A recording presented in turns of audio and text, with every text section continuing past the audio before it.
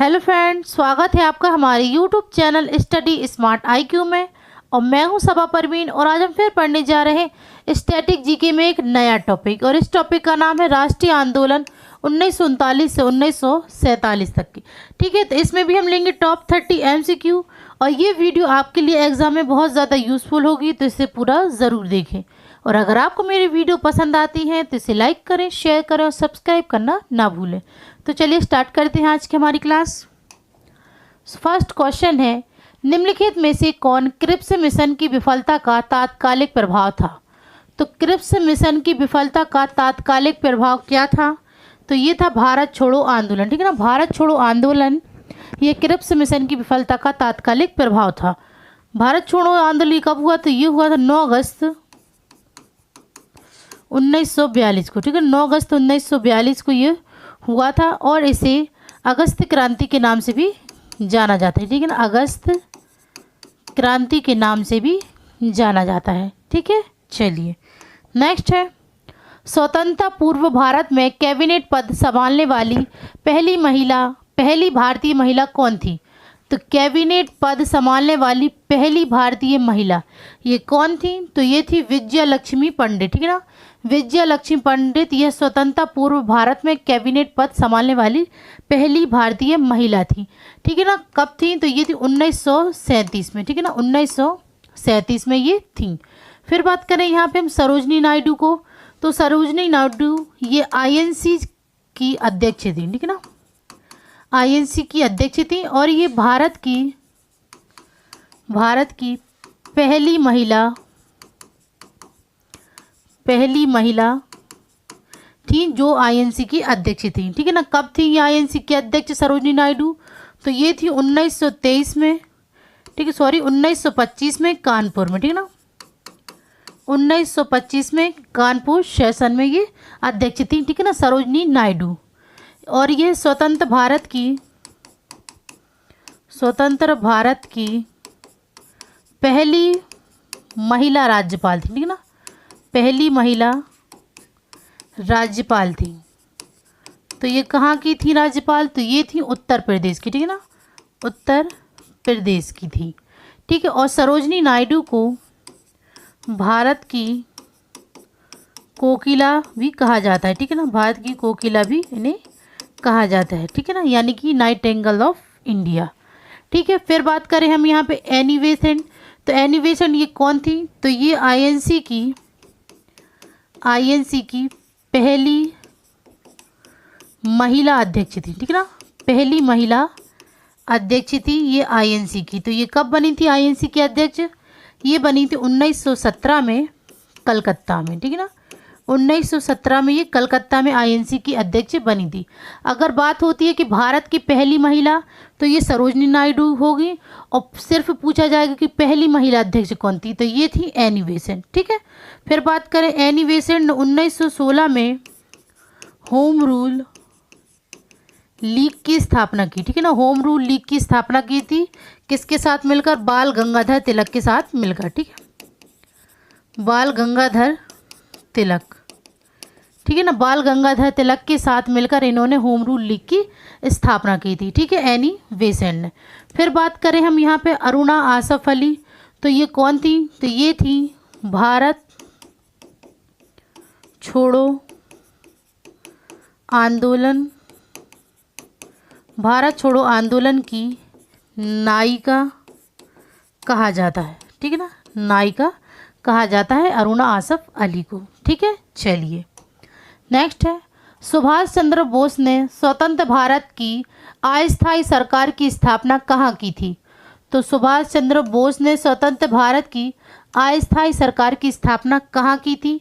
तो ये की थी इन्होंने सिंगापुर में। ठीक है ना, सिंगापुर में की थी। कब की थी अस्थायी सरकार की स्थापना? तो ये 1943 में की थी। ठीक है ना, सिंगापुर में। तो यहाँ बात करें सुभाष चंद्र बोस की, तो सुभाष चंद्र बोस को नेताजी कहा जाता है। ठीक है ना, नेताजी के नाम से भी इन्हें जाना जाता है, सुभाष चंद्र बोस को। इन्होंने आज़ाद हिंद फौज को पुनर्जीवित किया। ठीक है ना, पुनर्जीवित किया था। ठीक है ना, ठीक है, सुभाष चंद्र बोस ने आज़ाद हिंद फौज को पुनर्जीवित किया था। ठीक है, और इनकी पुस्तक कौन सी थी सुभाष चंद्र बोस की? तो इनकी पुस्तक थी द इंडियन स्ट्रगल। ठीक है, द इंडियन स्ट्रगल, ये इनकी पुस्तक थी। ठीक है, और अस्थायी स्वतंत्र भारत को अस्थायी सरकार की स्थापना की थी, तो इसे आज़ाद हिंद भी कहा जाता है। ठीक है ना, आज़ाद हिंद भी के नाम से भी जाना जाता है। ठीक है ना, स्वतंत्र भारत को आज़ाद हिंद के नाम से भी जाना जाता है। नेक्स्ट है 1940 के अगस्त प्रस्ताव में क्या प्रस्ताव रखा गया था? तो 1940 के अगस्त प्रस्ताव में क्या प्रस्ताव रखा गया था? तो ये रखा गया था डोमिनियन स्टेट। ठीक है, right answer option A, dominion state प्रस्ताव रखा गया था। ठीक है, नेक्स्ट है निम्नलिखित में से कौन कैबिनेट मिशन का सदस्य नहीं था? कैबिनेट मिशन का सदस्य नहीं था, इनमें से कौन सा कैबिनेट मिशन का सदस्य नहीं था? तो देखते हैं, सर स्टीफोर्ड क्रिप्स, ये तो इसके सदस्य थे। ए.बी. अलेक्जेंडर, ये भी इसके सदस्य थे। जॉन साइमन, ये इसके सदस्य नहीं थे। और पैथिक लॉरेंस, ये भी कैबिनेट मिशन के सदस्य थे। तो राइट आंसर होगा ऑप्शन बी, जॉन साइमन, ये कैबिनेट मिशन के सदस्य नहीं थे। ठीक है, नेक्स्ट है 1944 ईस्वी में इम्फाल का युद्ध ब्रिटिश सेना और डच सेना के बीच हुआ था।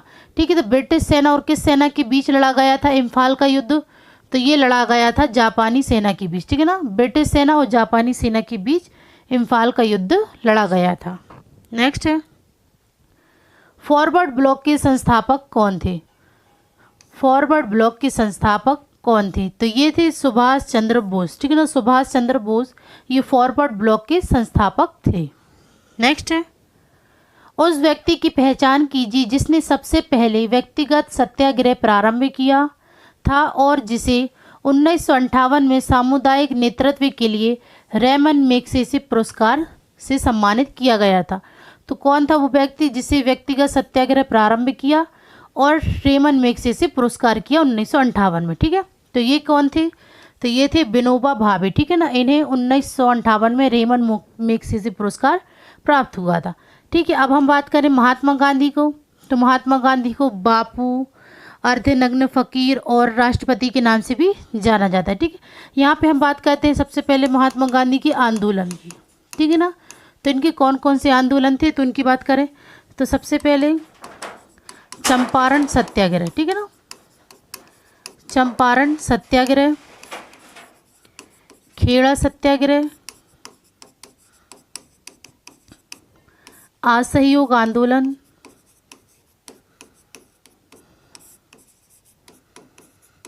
असहयोग आंदोलन, सविनय अवज्ञा आंदोलन, भारत छोड़ो आंदोलन, भारत छोड़ो आंदोलन। ठीक है, ये महात्मा गांधी जी द्वारा किए गए आंदोलन थे। तो चंपारण सत्याग्रह ये 1917 में हुआ था, खेड़ा सत्याग्रह 1918 में, असहयोग आंदोलन 1920 में, सविनय अवज्ञा आंदोलन 1930 में और भारत छोड़ो आंदोलन 1942 में। ठीक है ना, तो ये इनके आंदोलन थे महात्मा गांधी के। ठीक है, अब बात करें इनकी पुस्तक की। तो इनकी पुस्तक कौन कौन सी थी? तो ये थी हिंद स्वराज, हिंद स्वराज, गोखले, गोखले माय, पॉलिटिकल गुरु, फिर my experiment, my experiment with truth. ठीक है, माय एक्सपेरिमेंट विथ ट्रुथ, मेरे सपनों का भारत, मेरे सपनों का भारत। ये कुछ पुस्तक मैंने यहाँ पे आपको बता दी है। ठीक है ना, और भी पुस्तकें थी पर यहाँ पे 4 पुस्तक मैंने इनकी बता दी आपको। ठीक है, फिर बात करें इनने कौन कौन सी पत्रिकाएं चलवाई थी। तो इन्होंने कौन कौन सी पत्रिकाएं चलवाई थी? तो ये चलवाई थी नवजीवन, हरिजन, यंग इंडिया, यंग इंडिया, फिर इंडियन ओपिनियन, इंडियन ओपिनियन, ठीक है। ये पत्रिकाएं इन्होंने चलवाई थी, ठीक है ना, महात्मा गांधी ने, ठीक है। अब बात करें बाल गंगाधर तिलक की, तो इन्हें लोकमान्य तिलक के नाम से जाना जाता है, ठीक है ना, लोकमान्य तिलक के नाम से इन्हें जाना जाता है, ठीक है ना। बाल गंगाधर तिलक को लोकमान्य तिलक के नाम से जाना जाता है। और इन्होंने 2 पत्रिकाएं चलवाई थी, ठीक है ना, 2 पत्रिकाएं चलवाई थी, कौन कौन सी, तो ये थी केसरी और मराठा, ठीक है। केसरी और मराठा ये 2 पत्रिकाएं थी। तो जो केसरी थी वो मराठी भाषा में, और जो मराठा थी वो अंग्रेजी भाषा में, ठीक है ना, मराठा थी जो वो अंग्रेजी भाषा में जाए, ठीक है ना। फिर 1916 में इन्होंने होम रूल लीग की स्थापना की थी, ठीक है ना, होम रूल लीग की स्थापना की थी, ठीक है ना, बाल गंगाधर तिलक ने 1916 में, ठीक है। चलिए फिर बात करें जवाहरलाल नेहरू की, तो ये भारत के पहले प्रधानमंत्री थे, ठीक है ना, भारत के पहले प्रधानमंत्री थे, और सबसे लंबा कार्यकाल भी इन्हीं का रहा, ठीक है ना, पंडित जवाहरलाल नेहरू का, ठीक है। चलिए नेक्स्ट है, भारतीय राष्ट्रीय सेना का गठन किस देश में हुआ था, भारतीय राष्ट्रीय सेना का गठन किस देश में हुआ था, तो ये हुआ था सिंगापुर में, ठीक है। Right answer option D, Singapore में इसका गठन हुआ था। नेक्स्ट है, कैबिनेट मिशन की अध्यक्षता किसने की थी, कैबिनेट मिशन की अध्यक्षता किसने की थी, तो ये की थी सर पी लॉरेंस ने, ठीक है ना, सर पी लॉरेंस ने कैबिनेट मिशन की अध्यक्षता की थी। नेक्स्ट है, शिमला सम्मेलन किस वर्ष में आयोजित किया गया था, शिमला सम्मेलन यह किस वर्ष में आयोजित किया गया था, तो ये किया गया था 1945, ठीक है ना, 1945 में शिमला सम्मेलन आयोजित किया गया था। नेक्स्ट है, कांग्रेस कार्य समिति ने 14 जुलाई 1942 को डैश में अपनी बैठक में ऐतिहासिक भारत छोड़ो प्रस्ताव पारित किया, तो कांग्रेस कार्य समिति ने 14 जुलाई 1942 को डैश में अपनी बैठक ऐतिहासिक भारत छोड़ो प्रस्ताव पारित किया था, तो ये कहाँ किया था, तो ये किया था वर्धा में, ठीक है ना, वर्धा में अपनी बैठक को ऐतिहासिक भारत छोड़ो प्रस्ताव पारित किया था, ठीक है। नेक्स्ट है, निम्नलिखित में से किस घटना की प्रतिक्रिया के रूप में भारत छोड़ो आंदोलन शुरू किया गया था, तो किस घटना की प्रतिक्रिया के रूप में भारत छोड़ो आंदोलन शुरू किया गया था, तो ये किया गया था क्रिप्स मिशन की प्रतिक्रिया में, ठीक है ना, क्रिप्स मिशन की प्रतिक्रिया में।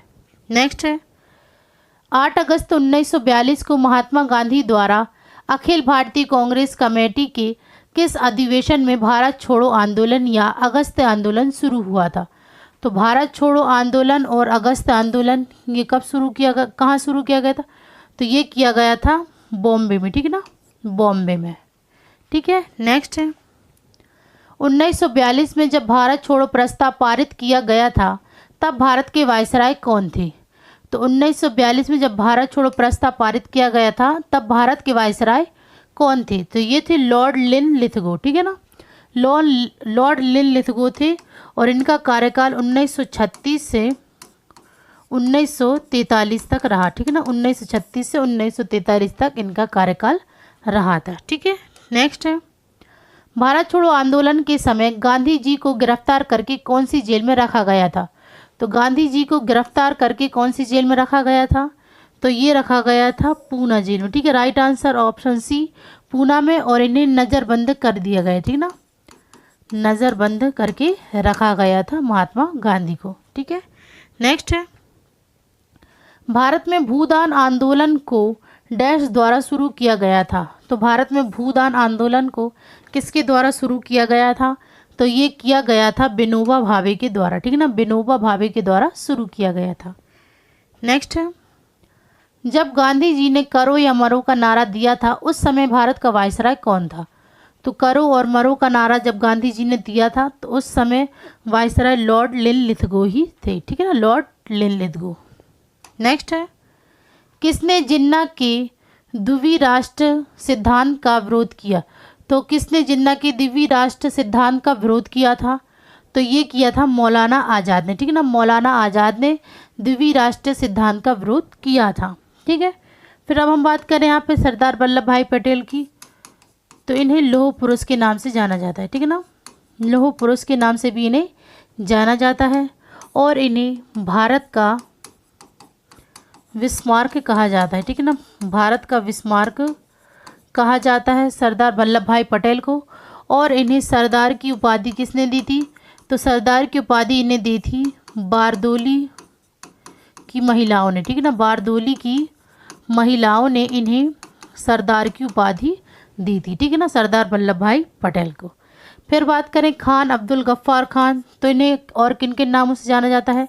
तो इन्हें बच्चा खान, बादशाह खान, बादशाह खान, सरहदी गांधी, सरहदी गांधी, ठीक है ना, इन नामों से इन्हें जाना जाता है। और इन्होंने खुदाई खिदमतगार की स्थापना की थी, ठीक है ना, खुदाई खिदमतगार की इन्होंने स्थापना की थी।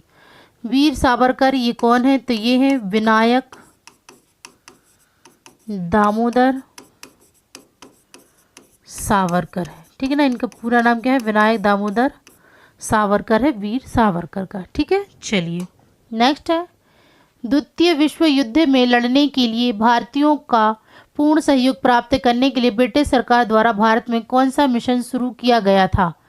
तो द्वितीय विश्व युद्ध में लड़ने के लिए भारतीयों को पूर्ण सहयोग प्राप्त करने के लिए ब्रिटिश सरकार द्वारा भारत में कौन सा मिशन शुरू किया गया था, ठीक ना, भारत में कौन सा मिशन शुरू किया गया था? तो ये किया गया था क्रिप्स मिशन शुरू, ठीक है ना, क्रिप्स मिशन की शुरुआत हुई थी, ठीक है। चलिए नेक्स्ट है, कांग्रेस ने ब्रिटिश भारत की निम्नलिखित में से किस प्रस्ताव पर इस आधार पर आपत्ति जताई थी कि यह कांग्रेस को एक विशुद्ध रूप से जातीय हिंदू पार्टी के दर्जे तक सीमित करने का एक प्रयास था? तो ये किस प्रस्ताव पर आधारित था?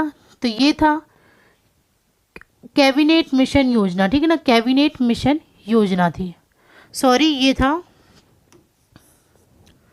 ठीक है, तो ये थी बेबल योजना, ठीक है ना, बेबल योजना थी, वो मैंने गलत बोल दिया, ठीक है ना, तो राइट आंसर है ऑप्शन बी।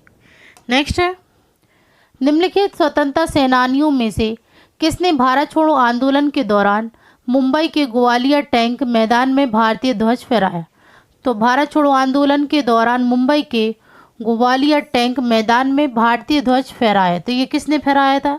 तो ये फहराया था अरुणा आसफ अली ने, ठीक है ना, अरुणा आसफ अली ने भारतीय ध्वज फहराया था, ठीक है। नेक्स्ट है, किसने क्रिप्स मिशन को दिवालिया बैंक के नाम अगली तारीख का चेक की संज्ञा दी थी? तो क्रिप्स मिशन को दिवालिया बैंक के नाम अगली तारीख का चेक की संज्ञा दी थी, तो ये किसने दी थी? ये दी थी महात्मा गांधी ने, ठीक है ना, महात्मा गांधी ने दी थी। नेक्स्ट है, निम्नलिखित में से किस वर्ष में महात्मा गांधी ने सांप्रदायिक हिंसा को रोकने के लिए नोआखाली और अन्य दंगा प्रभावित क्षेत्रों का दौरा किया था? तो किस वर्ष में किया था इन्होंने दौरा? तो ये किया था 1946 में, ठीक है ना, 1946 में। नेक्स्ट है, मुस्लिम लीग ने पाकिस्तान की मांग का प्रस्ताव सर्वप्रथम कांग्रेस के किस अधिवेशन में रखा था? तो पाकिस्तान की मांग का प्रस्ताव सर्वप्रथम कांग्रेस के किस अधिवेशन में रखा गया? तो ये रखा गया था 1940 लाहौर अधिवेशन में, ठीक है, right answer option A. Next है, 16 अगस्त 1946 को मुस्लिम लीग ने किस रूप में मनाया? तो 16 अगस्त 1946 को मुस्लिम लीग ने किस रूप में मनाया? तो ये इन्होंने मनाया था प्रत्यक्ष कार्रवाई दिवस के रूप में, ठीक है ना, प्रत्यक्ष कार्रवाई दिवस के रूप में मनाया था। नेक्स्ट है, अक्टूबर 1940 में द्वितीय विश्व युद्ध के विरोध में महात्मा गांधी द्वारा चुने हुए प्रथम व्यक्तिगत सत्याग्रही कौन थे? तो प्रथम व्यक्तिगत सत्याग्रही कौन थे? तो ये थे विनोबा भावे, ठीक है ना, विनोबा भावे थे। नेक्स्ट है, द्वितीय विश्व युद्ध के दौरान भारतीय राष्ट्रीय कांग्रेस ने इस तथ्य का पक्ष लिया कि यदि भारत को पूर्ण स्वतंत्रता प्रदान की जाती है तो वह अंग्रेजों का सहयोग करेगी, ठीक है, तो राइट आंसर है इसका ऑप्शन बी। नेक्स्ट है, नौसेना विद्रोह 1946 के संदर्भ में निम्नलिखित में से कौन सा कथन सही है? तो यहाँ में 4 कथन दिए गए हैं, अब इनमें से कौन सा कथन सही है? तो पहले फर्स्ट वाला देखते हैं, विद्रोह ने उन जहाज़ों पर एक साथ बंधे हुए 13 झंडे फहराए जिन पर उन्होंने कब्जा कर लिया था। तो ये गलत है। फिर दूसरा है, विद्रोह केवल वेतन के संबंध में कठिनाइयों के विरोध में रेटिंग द्वारा हड़ताल के रूप में शुरू हुआ। तो ये भी गलत है। फिर नेक्स्ट है, महात्मा गांधी के हस्तक्षेप से विद्रोह समाप्त हो गया था। ये भी गलत है। फिर है, विद्रोह ने अंग्रेजों पर एक छाप छोड़ी कि देश छोड़ना बेहतर होगा। तो ये कथन बिल्कुल सही है, ठीक है ना। नौसेना विद्रोह 1946 के संदर्भ में विद्रोह ने अंग्रेजों पर एक छाप छोड़ी कि देश छोड़ना बेहतर होगा, ये कथन सही है, ठीक है।